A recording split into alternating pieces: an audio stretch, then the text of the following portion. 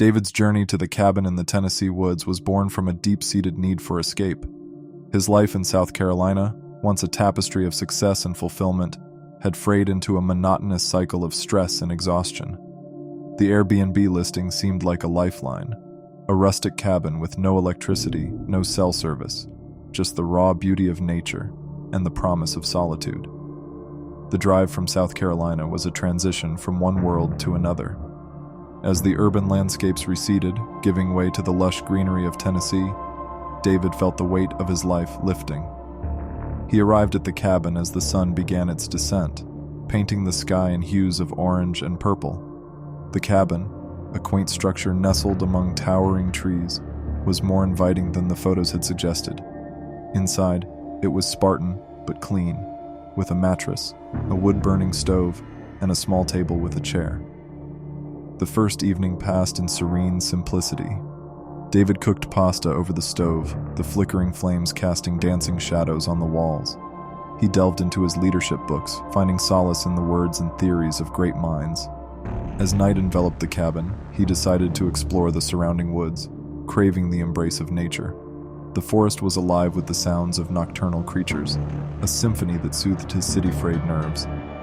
But as twilight deepened, David stumbled upon an unsettling sight. A decrepit house, its structure succumbing to the relentless embrace of nature. As he peered at it, a sudden noise from within and a flickering light startled him. A lantern illuminated a figure inside, a man with a wild beard and piercing eyes. The man's voice, unnerving and clear, reached David. "Your reset will start shortly." The words echoed through the trees, sending a chill down David's spine. Rushing back to the cabin, David's heart sank. His car was gone. Panic, raw and unyielding, gripped him.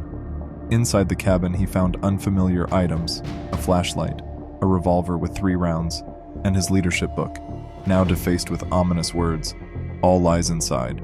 Run." The night turned into a harrowing ordeal. David fled into the woods, pursued by lantern-bearing figures. They seemed to appear from nowhere, their intentions malicious and obscure.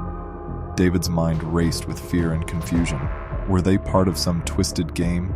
Was this a nightmare, or had he unwittingly stumbled into a trap? He chose a perilous path along a cliff edge, the ground crumbling underfoot. His descent was treacherous, each step a gamble against fate. As dawn broke, David found himself at the base of the cliff, exhausted, hungry, and lost. He followed a river, hoping it would lead to civilization. But the lantern men were relentless. They appeared at every turn, driving him deeper into the wilderness. Their taunts were cryptic, their laughter chilling. David's resolve wavered, his body and mind pushed to their limits. As dusk approached again, David faced a desperate situation. Cornered by the river, he made a split-second decision and plunged into the icy waters. The current was stronger than he anticipated, dragging him away from his pursuers, but also further from safety. When he finally crawled onto the riverbank, night had fallen. He was cold, starving, and utterly spent. The flashlight flickered and died, leaving him in darkness. Then, the lantern men found him again. In a final act of defiance, David raised the revolver and fired. The hammer fell on empty chambers. The bullets were blanks. The men laughed cruelly, revealing the truth. It was all a setup, a game, a reset as they called it. They left him there, broken and bewildered. Stumbling to the road, David found his car, untouched and waiting. The drive back was a blur. He arrived home as a changed man. The ordeal, though traumatic, had stripped away the veneer of his old life, revealing a raw, unfiltered reality. He had faced his deepest fears and survived. The Airbnb listing vanished, leaving no trace of the cabin or its sinister game. David, however, carried the experience with him.